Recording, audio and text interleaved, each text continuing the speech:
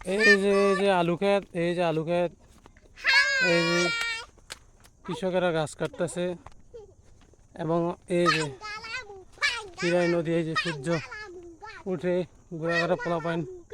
আমরা একটা নতুন বাড়িতে যাচ্ছি। যে বাড়িটা হয়েছে আমরা এখনো যাওয়া হয় নাই। বাড়িটা হয়েছে 2-3 বছর, কিন্তু আমাদের বাড়ির সাথে এইটা হচ্ছে নতুন বাড়ি। আর এই যে হচ্ছে এটা আমাদের বাড়ি। এই যে গ্রামে মানুষ কাজ করতেছে, গরু পালে, গরুর জন্য ঘাস নিতেছে। অনেক সুন্দর। আমার টমি যে আমার সামনে গিয়ে রয়েছে। টমি, কি অবস্থা তোমার? তুমি ক্লান্ত? অনেক সময় দিছ তুমি। যাও বরাবর, যাও বরাবর।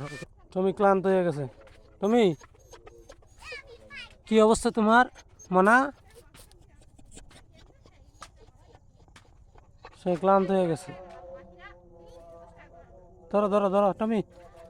আবার কোথায় যাচ্ছে টমি? আর কোথায় যাও? এই যে ভুট্টা গাছের চিপা দিয়ে ঢুকছি। অনেক সুন্দর। টমি আমাদের সবসময় আমার সাথে থাকে এবং রাস্তাটা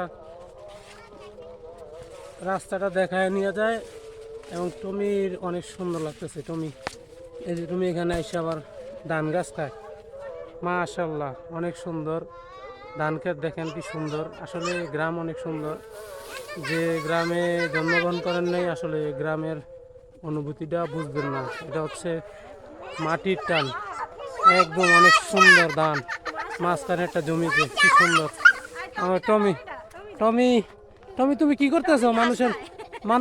মানুষের ফসল নষ্ট করতেছো। আইসা পড়ো, আইসা পড়ো। ধন্যবাদ তোমার। টমি চলে আসো, চলে আসো, চলে আসো টমি।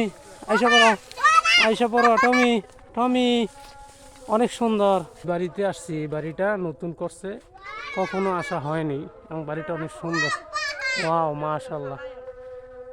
এটা হচ্ছে আমাদের চকের মধ্যে একজন একটা বাড়ি করছে এবং বাড়ির পরিবেশটা অনেক সুন্দর।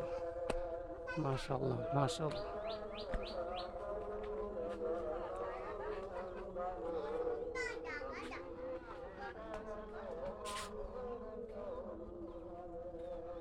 এই যে বাড়িতে আসছি, পেয়ারা গাছও লাগাইছে। ও, বড়ি গাছে তো অনেক বড়ি আছে। বড়ি আছে কিন্তু বোঝা যায় না। এই যে মাশাল্লাহ, অনেক বড়ি।